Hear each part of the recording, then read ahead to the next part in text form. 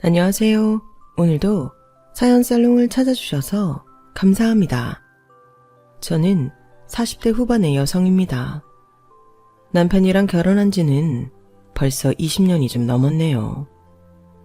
결혼 전에도 물론 이런저런 일은 많았지만 결혼하고 나서는 다들 결혼이 인생 이막이라고 하는 이유가 있구나 싶을 만큼 정말 많은 일들이 있었던 것 같아요. 결혼 전에는 비교적 평온하고 오르막 내리막이 적었던 반면 결혼하고 아이가 생겨 내 가정을 이루자 그전에는 상상도 못했던 다양한 이유로 풍파가 생기더군요. 그래도 그나마 다행인 건 외부적인 풍파를 제외하면 가정 안에서 일어나는 내부적인 풍파는 비교적 거의 없었다는 점이었어요. 40대가 되고 나니 이런저런 그들만의 이유로 갈라서는 부부도 꽤 많이 봤고 생각보다 가정의 형태가 굉장히 다양해지더라고요. 20, 30대는 참았다가 40대가 되니 안 맞는 부분을 서로 참고 살던 게 터져서 헤어지는 부부가 참 많더라고요.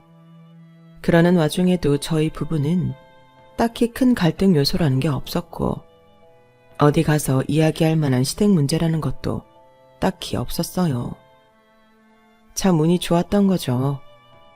그래서 사실 저는 이런 채널이 있는 줄도 몰랐어요. 생각보다 시댁이나 남편과의 갈등이 심한 집이 많다는 걸 뒤늦게야 알게 되었죠. 사람 마음이 참 간사하다고 평화로울 땐 관심도 없던 이런 종류의 이야깃거리가 저에게 해당이 되기 시작하니 문득 다른 분들의 사연도 궁금해지면서 이 채널을 알게 되었어요. 저는 결혼 정년기쯤 오랜만에 재회한 대학 동기를 통해 남편을 소개받게 되었어요. 그때만 해도 별로 연애를 해야겠다는 생각은 없었는데 소개도 안 받으면 대체 언제 결혼할 거냐는 부모님의 상화에 못 이겨 나가본 거였어요. 남편의 부모님은 두 분 다 공무원이셨고 남편은 당시 평범한 회사원이었어요. 호감형 인상에 키도 크고 시원시원한 성격에 첫 만남부터 예상보다 훨씬 마음에 들었어요. 친구도 남편이 성격이 참 괜찮다며 소개를 시켜준 거였고 워낙 흔한 멘트라 반은 믿고 반은 안 믿었었는데 정말로 그 성격이 참 마음에 들더라고요. 애매하게 사람 헷갈리게 하는 것도 없고 한번 이거다 싶으면 직진하는 성격에 아니다 싶으면 미련 없이 털어버리는 스타일이더라고요. 저는 우유부단하거나 아무런 목적 없는 사람을 싫어하는데 목적이 생기면 끝까지 밀어붙이는 끈기에 성취욕까지 있는 사람이라 몇 번 만나보지 않았음에도 확 끌렸고 다행히 남편도 마찬가지였던 모양이에요. 저희는 4번의 만남 끝에 정식으로 교제를 시작했어요. 나이가 나이인 만큼 자연스럽게 결혼을 전제로 한 만남이었죠. 요즘에 이런 말을 하면 좀 시대착오적이라고 생각할 수도 있겠지만 그때 당시 제 꿈은 현모양처였어요. 제가 어렸을 때는 지금만큼 여성분들이 대학을 대부분 졸업하거나 직업을 갖고 일하는 분위기는 아니었거든요. 그렇다 보니 많은 여자들이 현실적으로는 좋은 남편 만나서 시집 잘 가는 게 최고라고 여기던 때가 있었죠.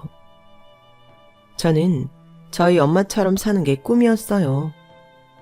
아직까지도 제 인생에서 가장 큰 복이라고 할 수 있는 건 저희 부모님이라고 할 수 있거든요.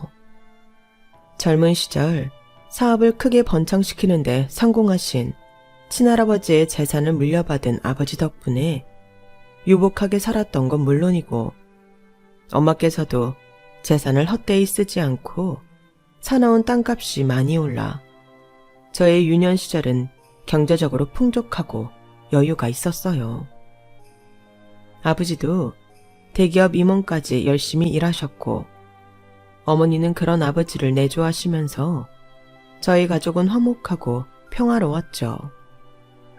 유일한 흠이 있다면 제가 어렸을 때는 남아 선호 사상이 강했던 때라 제 위에 있는 오빠가 부모님의 기대와 사랑을 좀 독차지하는 면이 있었어요. 그래도 막내고 딸이라고 많이 예뻐해 주시고 사랑도 많이 주셨지만 그 시절 분위기상 아무래도 아들과 딸은 대접이 다를 수밖에 없었던 것 같아요. 좀 서러울 때도 있었지만 그땐 주변 남자 형제를 가지고 있는 친구들만 봐도 다 비슷비슷하던 때라 그게 그렇게 이상한 건 줄은 나중에 다 커서야 알았네요. 불행인 건지 다행인 건지 그래서 어릴 때도 크게 불만은 없었어요. 엄마께서 자리를 비우면 다 큰 오빠의 밥상을 제가 대신 차려야 한다던지 그런 부당하고 이상한 일도 많았지만 당시엔 잘 모르고 넘어갔어요. 남자 밥상은 무조건 여자가 차려야 하는 줄 알았죠. 아무튼 그런 때조차 오빠에게 별다른 유감은 없었어요.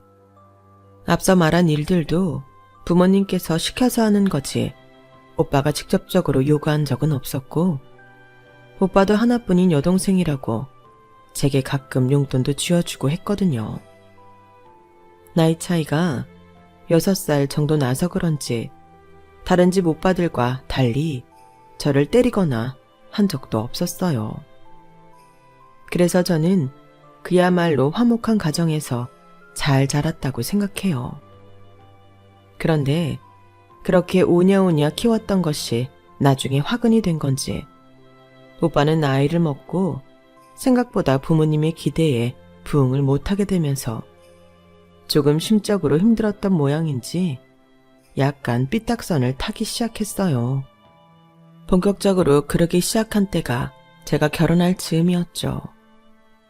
직장 한 군데를 꾸준히 다니지 못하고 이리저리 방황하는 오빠에게 부모님이 가게를 차려주셨어요.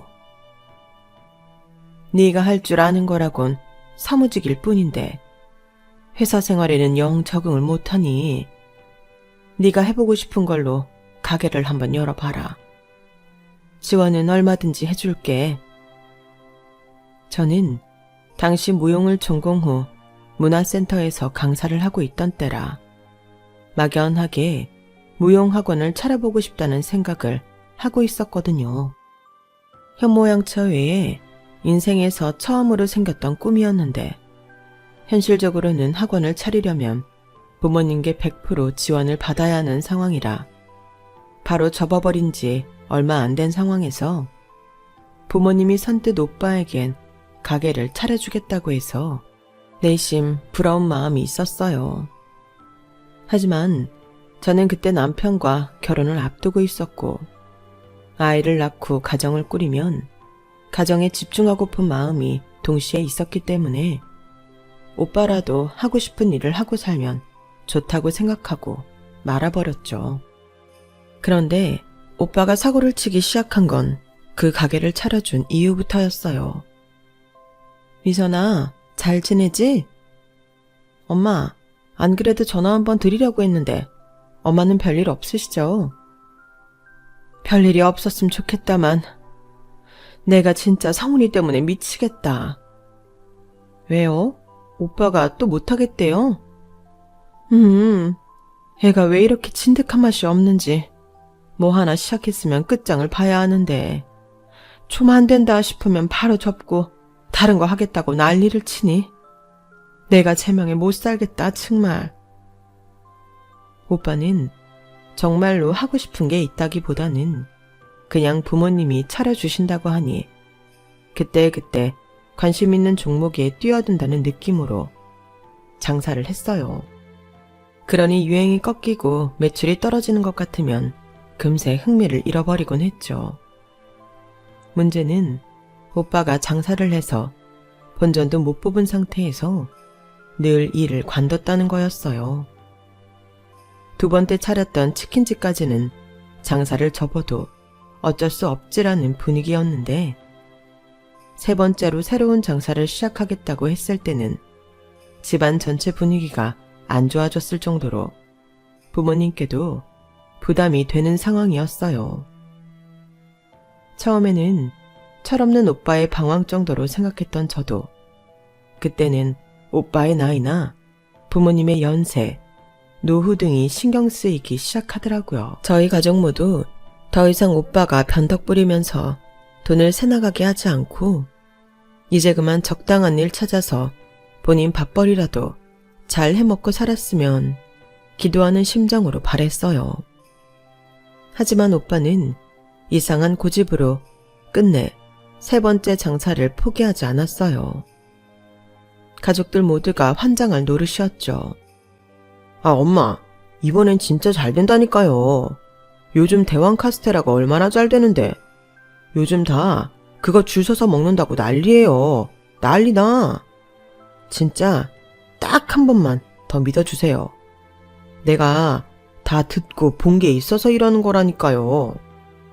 너는 정말 우리 재산을 그렇게 말아먹어 놓고도 그런 말을 한 낯짝이 있는 거냐? 정신머리 없는 놈. 아무튼 이번엔 절대 안 돼. 아빠. 진짜 거리에 줄 선 거 못 보셔서 그래요. 젊은 애들이 요즘 그거 못 먹어서 환장한다니까요. 이번에 떼돈 벌면 진짜 효도할게요. 그동안 말아먹은 돈도 다 갚고요. 네? 나이값 못하는 오빠의 투정에 부모님은 두 손 두 발 다 드셨어요. 저도 반대하고 싶었지만 부모님의 판단이니 더 말을 얹기가 애매하더라고요. 그래, 이번이 진짜 마지막이야. 더는 너한테 경제적으로 투자 못한다. 우리가 죽을 때 돼서 재산 물려주는 게 아닌 이상 더 이상은 안 돼. 알겠어? 마지막 기회라고 신신당부를 하긴 했지만 사실 저희 가족 모두 알고 있었어요. 오빠가 이번 장사 역시 제대로 할 리가 없다는 걸요. 역시나 대왕 카스테라는 심하게 유행을 타는 종목이었고 처음에는 좀 버나 싶더니 유행이 저물면서 자연스럽게 폐업의 길로 접어들게 됐어요. 3번 연속 장사가 실패하자 저희 부모님은 손실이 이만저만이 아니셨어요.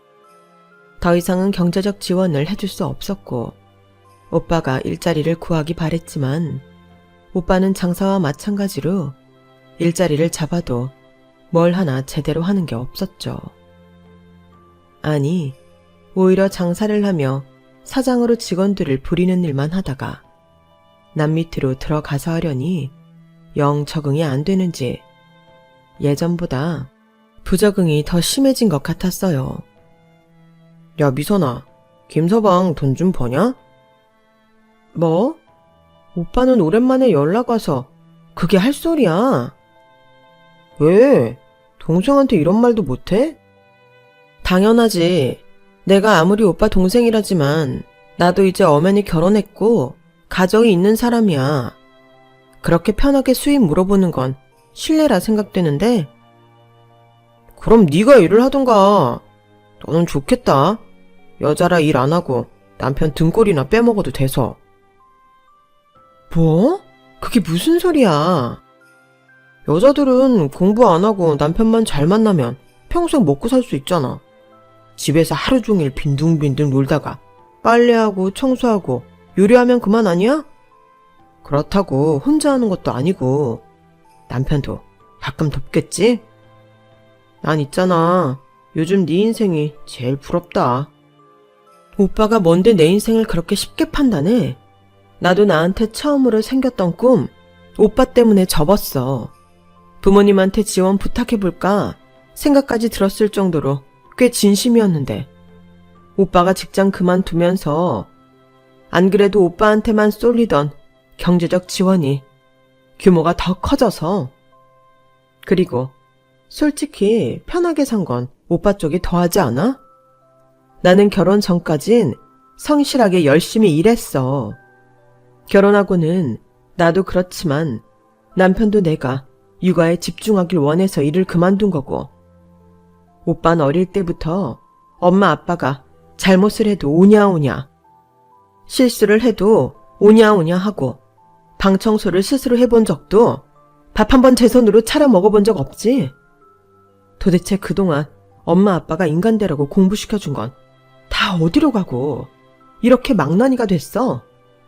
솔직히 오빠 장사 3번 말아먹고 우리 집 재산 절반 이상 말아먹는 동안 나는 오빠한테 불평 한 번 안 했어. 오빠도 오빠 나름대로 힘든 점이 있겠거니 싶어서. 근데 오빤 뭐야? 내가 어떻게 지내는지 관심도 없으면서 싫은 소리 좀 했다고 대뜸 내 인생이나 비난하고. 오빠가 그러고도 오빠야? 그러고도 인간이야? 그래, 부모님이 오냐오냐 키워서 내가 이렇게 된 거야. 근데 뭐 부모님이 마냥 오냐오냐만 하신 줄 알아? 내가 장남이니까 똑똑해야 된다고 집안을 더 일으켜 세워야 한다면서 괜한 욕심부려서 부담감 팍팍 준 게 우리 부모님이야. 너는 막내니까 예쁨만 받고 자라서 모르겠지만 그런 부담감이 날 얼마나 병들게 했는지 네가 알기나 해? 기가 막혔어요. 싸우던 당시 나이가 40이 넘어가던 양반이 그런 소리나 하고 있으니 얼마나 어이가 없었겠어요. 오빠가 애야? 나이가 몇인데 아직도 부모 탓 원망이나 해. 우리 부모님만큼 경제적으로 여유 있고 사랑으로 풍족하게 키워주신 분들이 어딨다고. 난 오빠에 비해 덜 받고 자랐어도 우리 부모님만한 분들 없다고 생각해. 오빠가 양심이 없는 거지.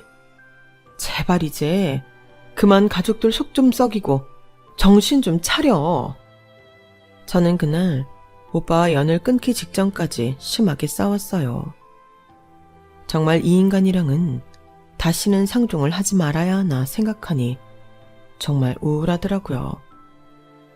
누구보다 화목한 가정이었는데 어쩌다 이렇게 된 건가 싶었어요. 따지고 보면 저나 부모님이나 아무도 잘못한 건 없는데 왠지 오빠가 저렇게 망가지고 나니 잘못한 것 같은 기분이 들더라고요. 괜한 죄책감인 걸 알면서도 오빠만 생각하면 기분이 울적했죠.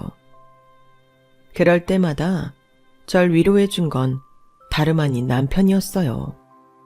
형님도 너무 힘드시니까 그러신 거겠지. 당신한테 한 말이 다 진심은 아닐 거야. 원래 사람이 본인이 힘들 때 가장 비겁해지잖아. 형님도 좀 안정을 되찾으면 금방 괜찮아지실 거야. 원래 그렇게 나쁜 분은 아니었다며. 그런 거겠지? 정신 차려보니 오빠가 너무 많이 달라져 버린 느낌이라 너무 마음이 안 좋아. 힘든 시기니까 그럴 수 있지. 이럴 때일수록 우리가 휘둘리면 안 돼. 우리까지 형님을 등지면 형님께서 얼마나 외로우시겠어. 이미 오빠와의 다툼으로 마음이 상한 터라 남편의 말이 크게 와 닿지는 않았지만 그래도 가족은 가족인지라 나쁘게만 말하지 않는 남편이 내심 고마웠어요.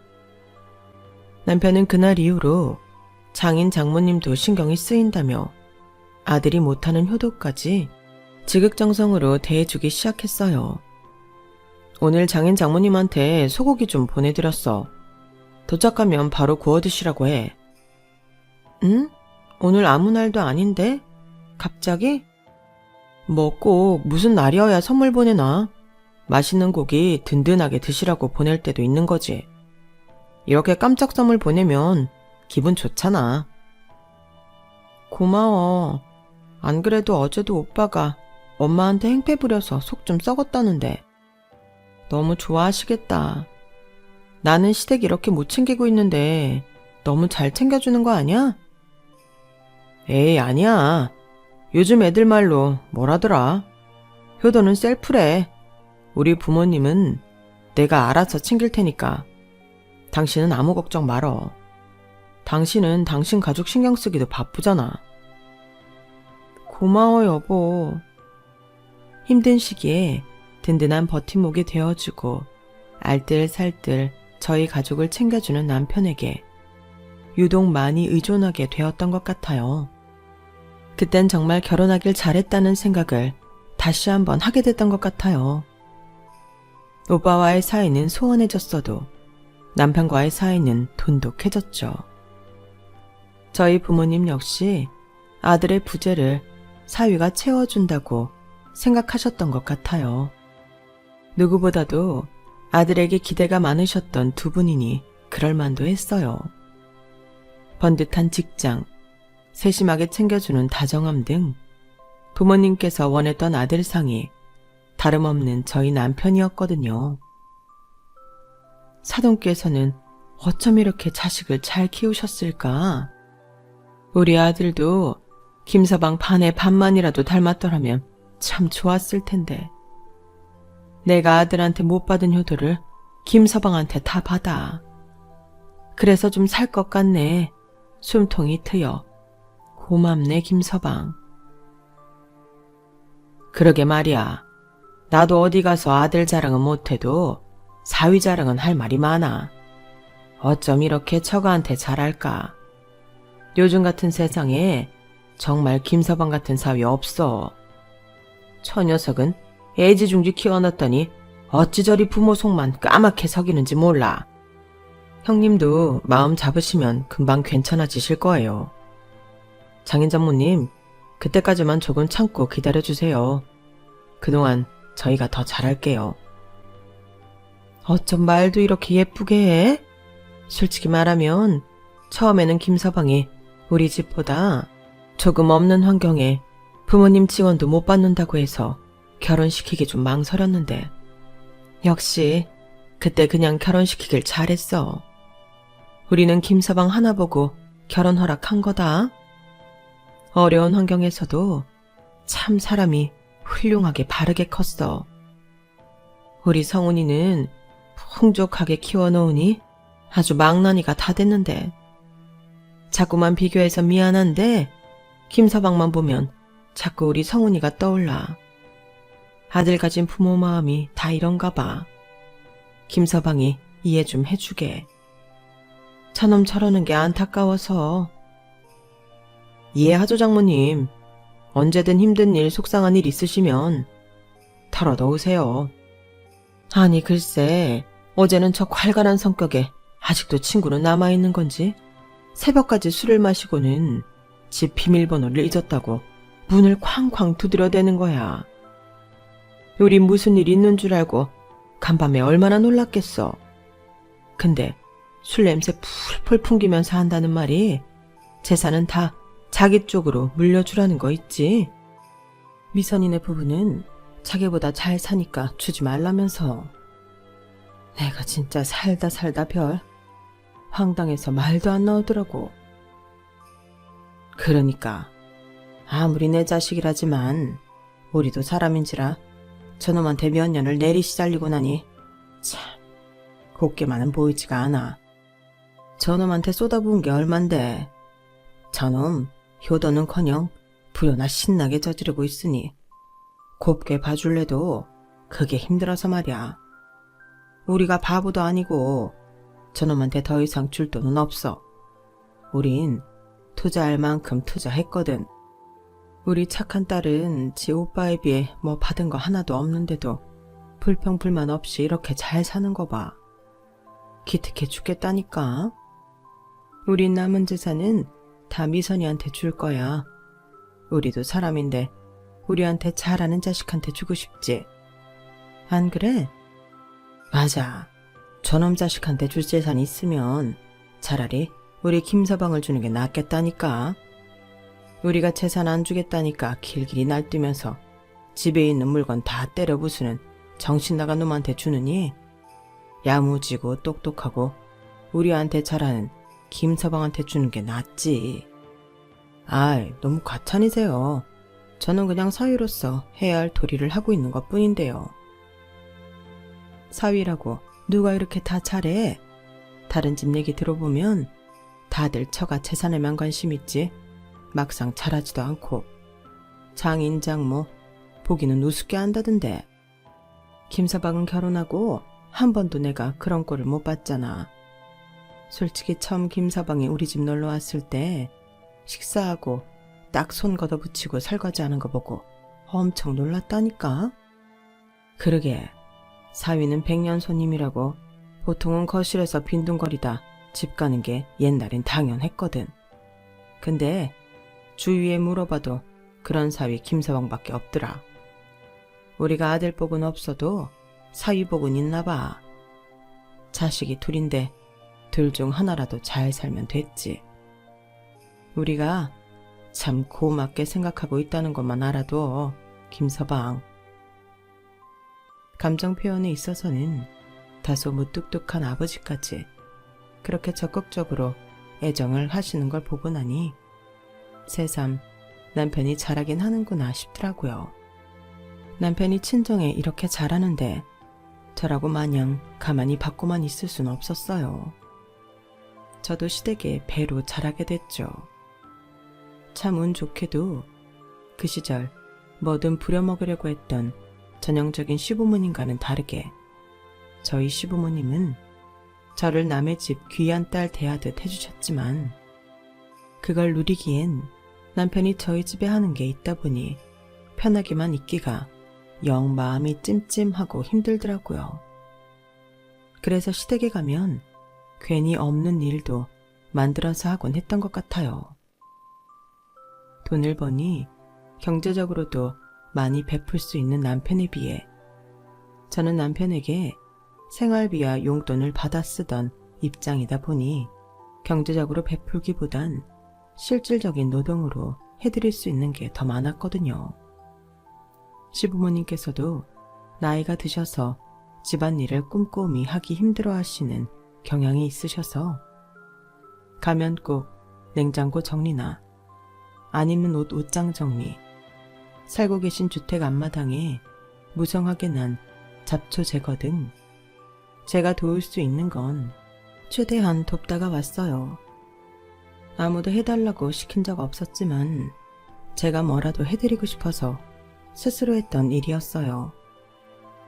남편이 고마워서 시작했던 일들이었는데 아이러니하게도 남편은 저희 집에서는 뭐든 손 걷어붙이고 나서서 하면서 시댁에만 오면 양반다리하고 앉아 제가 일을 하든 뭘 하든 쉬기만 하더라고요.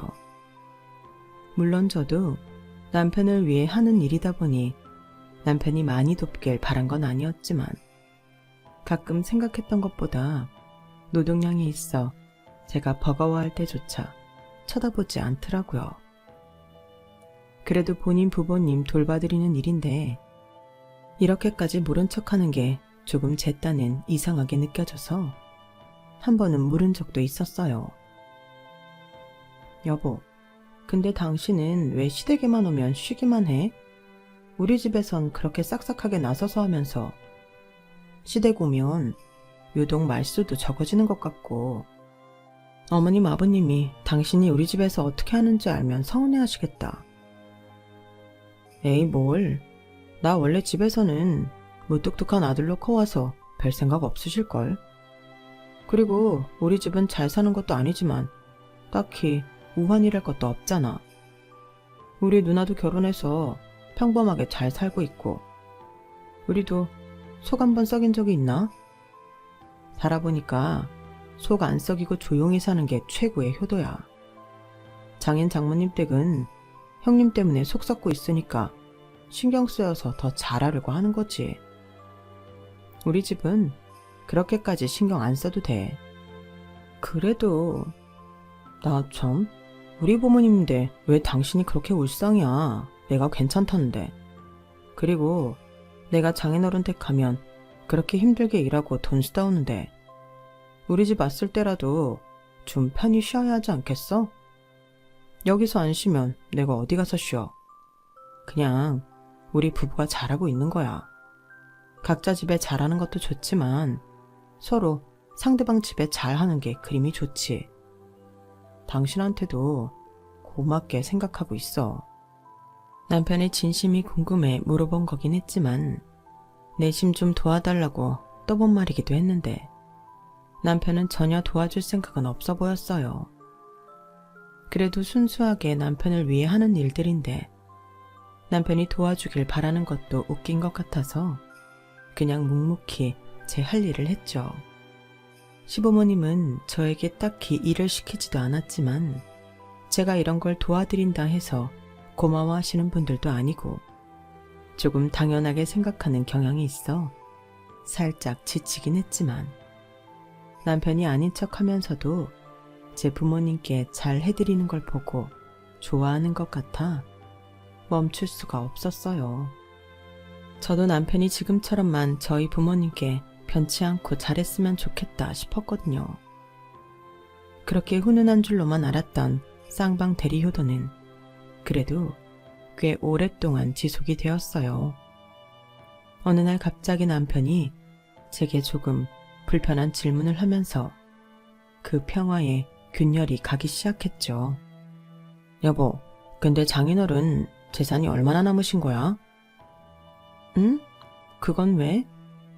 형님이 많이 말아먹으셔서 별로 안 남아있으신 줄 알았는데 딱히 돈이 부족해 보이시지도 않고 자꾸 잘하는 자식한테 재산을 줄 거라는 식으로 말씀을 하시길래 아마 오빠가 많이 말아먹긴 했어도 할아버지한테 받은 부동산 재산이 많아서 노후자금 걱정 같은 건 없으실 거야. 아마 우리한테 물려준다는 것도 그거 같고. 그래? 그게 정확히 어떻게 되는데? 글쎄, 오빠가 말아먹기 전엔 대충 알고 있었는데 지금은 뭐 얼마나 있으신지 모르겠는데 근데 그건 왜 궁금해해? 우리 부모님이 그냥 하는 소릴까봐? 아니. 그냥 궁금할 수도 있지. 왜 그래? 남편이 어색하게 웃는데 뭔가 기분이 묘하더라고요. 처음으로 제게 말하지 않은 꿍꿍이가 있는 듯한 얼굴을 하고 있었거든요. 그래도 이렇게 나름대로 긴 세월 동안 잘하는 건 힘든 일이기 때문에 남편이 엉뚱한 마음을 먹고 있다고 생각하기는 좀 어려웠어요. 그런데 사람 마음이 참 간사하게도 그날 그렇게 저희 부모님 남은 재산을 꼬치꼬치 캐물었던 게 그 뒤로 자꾸만 생각이 나더라고요. 부모님께 잘하는 모습을 보면서 혹시 재산 때문에 잘하나? 시부모님께는 심드렁한 게 혹시 받을 재산이 없어서 그런가? 한번 의심의 싹이 트기 시작하니 근거도 없는데 걷잡을 수 없이 커져만 가는 기분이었죠.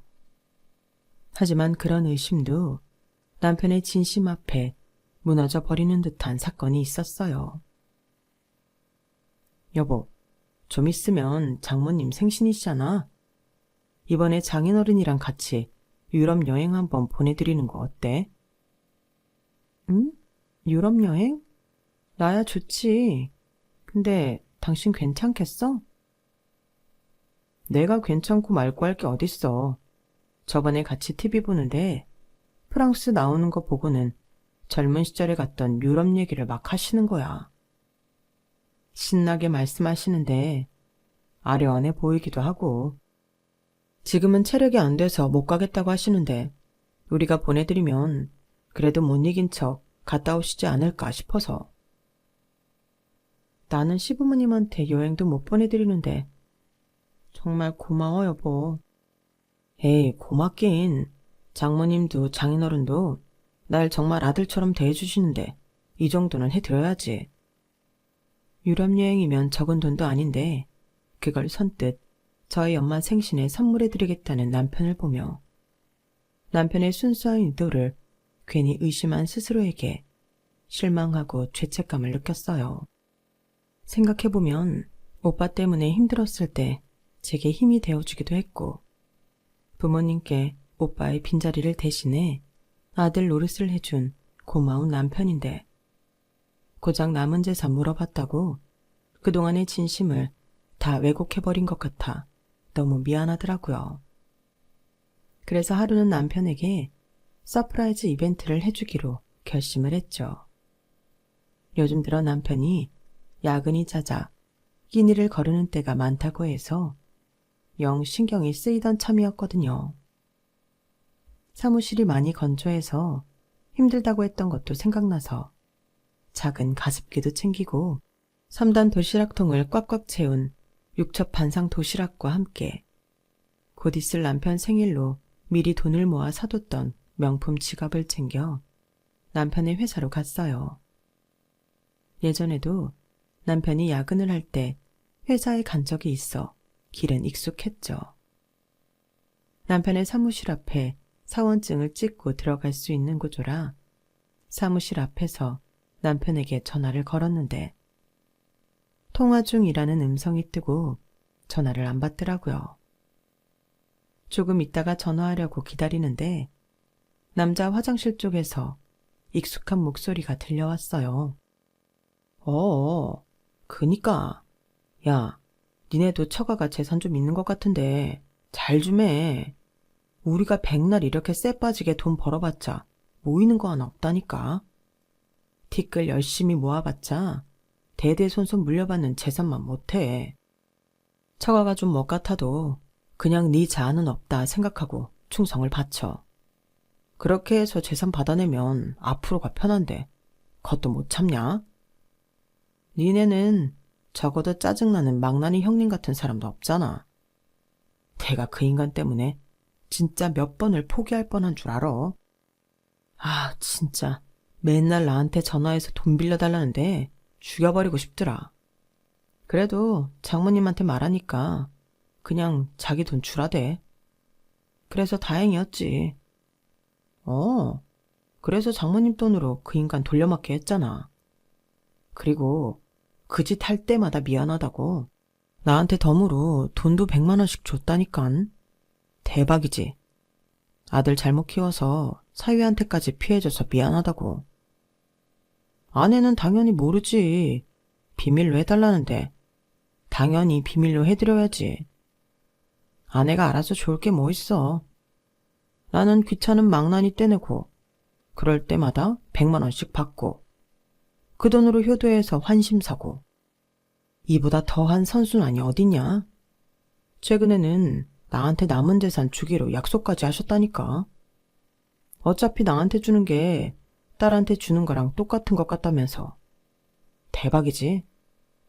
나 이 재산 받으면 이혼하고 어디 젊은 여자나 좀 꼬셔볼까 봐. 재산 많다 하면 들러붙을 멍청한 여자애들 많을 텐데. 아내? 아내는 아무것도 모르고 우리 집에 충성하고 있는 게 좀 미안하긴 한데. 어쩔 수 있나? 세월이 이렇게 흐르니 사랑은 개뿔. 자식같이 키운 전우애밖에 안 남았다. 더도 뭔지 알지? 야, 두고 봐라.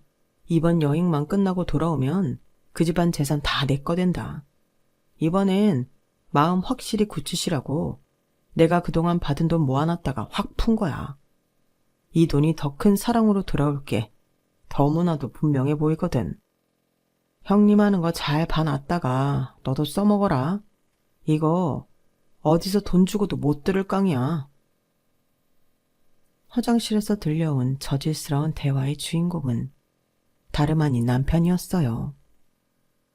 처음엔 믿을 수가 없어 제 귀를 의심했지만 길어지는 통화에 거듭 반복되어 들려오는 목소리는 의심할 여지 없이 제 남편이었죠. 남편의 입에서 나온 말들은 하나같이 제가 알고 지내던 남편과는 정말 다른 사람 같았어요. 뒤늦게 밀려오는 배신감에 저는 정말 기가 막히고 팔짝 뛰겠더라고요.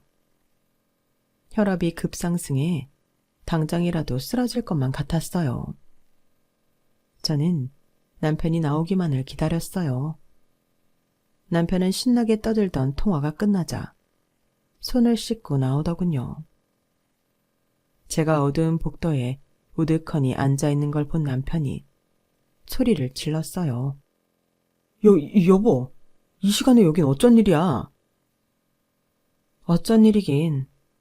난 네가 그딴 생각 품고 있는 줄도, 우리 부모님 돈으로 효도하면서 환심 사고 있는 줄도 모르고 너무 고마워서, 당신한테 너무 고마워서 얼마 안 남은 당신 생일 미리 챙겨주려고 이렇게 다 준비해 왔는데, 이 나쁜 자식아, 네가 그러고도 사람이냐? 너는 편하게 우리 부모님 돈으로 효도할 때 나는 다 몸으로 일일이 뛰어가며 지극정성으로 잘해드리려고 했던 난 어쩔 건데. 살다 살다 내가 너처럼 앞뒤 다른 인간은 처음 본다. TV에 나와도 소름 돋을 캐릭터가 내 남편이라니. 우리 부모님이 재산 준다 하니까 정말 다 네 거 같디? 내가 당신 실체 다 밝힐 거니까 꿈도 꾸지 마. 아이 참, 여보 왜 그래? 남자들끼리 가오 잡겠다고 한 대화야. 자식이 자기네 처가도 꽤 잘 산다고 은근 자랑하잖아. 그래서 한 소리야. 응? 오해하지 마 제발. 오해는 무슨 오해. 녹음 다 떴는데. 한번 앉아서 같이 들어볼래? 오해인지 아닌지? 너는 이제 죽도 밥도 없는 줄 알아. 사람이 어떻게 이렇게 겉과 속이 다르니? 이런 소름 돋는 인간. 너 같은 인간한테 속아서 아들처럼 예뻐한 우리 부모님이 불쌍하다. 어? 여보. 근데 뭘 그렇게 싸들고 온 거야? 그 명품 로고는 뭐야? 넌 이 와중에도 이게 궁금하냐? 원래 너한테 줄 생일 선물이었다. 이제 아니지만. 너는 이거나 주워 먹던가. 맨날 집에 와서 배고프다 징징대지 말고. 저는 뻔뻔하게 명품 봉투를 가리키는 남편에 머리 끝까지 화가 나서 도시락통을 남편 몸통에 던져버렸어요. 단단한 데다 3단 도시락이라 크기도 크고 무게도 꽤 돼서 남편은 억소리를 내며 휘청거렸어요. 도시락통이 던져지면서 뚜껑이 다 열리는 바람에 남편 수트는 음식물 범벅이 됐죠. 저는 그 길로 소리치는 남편을 뒤로하고 집으로 와서는 남편이 자주 입는 옷가지와 물건들을 대충 짐가방에 챙겨 집 밖에 던져놨어요. 집 비밀번호는 바꿨고요. 남편의 실체를 알게 됐는데 같은 집에 있고 싶은 마음이 전혀 안 들더라고요. 저희가 살고 있던 집도 저희 엄마 명의의 집이었기 때문에 나가도 남편이 나가야지 제가 나갈 이유는 없었거든요. 부모님께는 당장 남편의 실체를 밝히고 싶었지만 남편이 보내드린 유럽 여행을 한참 즐겁게 하고 계셨던 때라 여행의 즐거운 분위기를 망치고 싶지 않아 때를 기다렸어요. 여행을 다녀오신 뒤에는 제가 구구절절 녹음했던 걸 들려드릴까도 생각했지만 너무 충격을 받으시거나 기분이 많이 상하실까봐 차마 그러지 못하겠더라고요. 아들이 속 썩이는 것만으로도 힘들어 하셨는데 믿었던 사위가 배신했다는 생각은 안 하게 해드리고 싶은 마음이 커서 성격 차이로 헤어지고 싶다고 말씀을 드렸어요. 부모님은 처음에는 아쉬워하며 말리긴 하셨지만 제가 불행한 건 바라지 않는다고 하셨어요. 어떤 길을 택하든 제가 스스로 행복해지는 길을 택하라고 응원해 주셨죠. 저는 깔끔하게 이혼하고 싶었지만 남편이 합의 이혼을 해주지 않아 소송까지 가게 됐어요. 이혼하고 싶지 않은 이유도 어쩌면 저희 집에서 떨어질 콩고물이 없어질까봐 그러는 게 뻔히 보여서 참 역겹더라고요. 이혼 소송 과정에서 남편은 추할 대로 추한 행보를 보였고 결과적으로 말씀드리면 저희 부모님도 그때 남편에게 남아있던 좋은 감정들을 차차 정리하셨던 것 같아요. 아무리 사위가 백날 잘해봤자 부모님 팔은 안으로 굽어 든든한 딸의 편에 서주셨죠. 소송 과정에서 부모님도 뭔가 이상한 점을 느끼셨던 것 같아요. 부모님께서는 그동안 잘 지내왔는데 왜 이렇게까지 하냐. 내 딸이 괴롭다는데 그만 서로 힘들게 하지 말고 놔주자고 여러 번 남편을 설득했지만 남편은 이혼하면 더 이상 장인 장모님을 못 뵙지 않냐는 등 이상한 말로 저희 부모님을 설득하려고 했어요. 저희 부모님은 정 그렇다면 우리끼리 얼굴이라도 가끔 보고 지내면 되지 않느냐 했지만 남편이 이상하게 고집을 부리니 얘가 뭔가 꿍꿍이가 있는 놈이었구나. 어려움풋이 알아채신 것 같아요.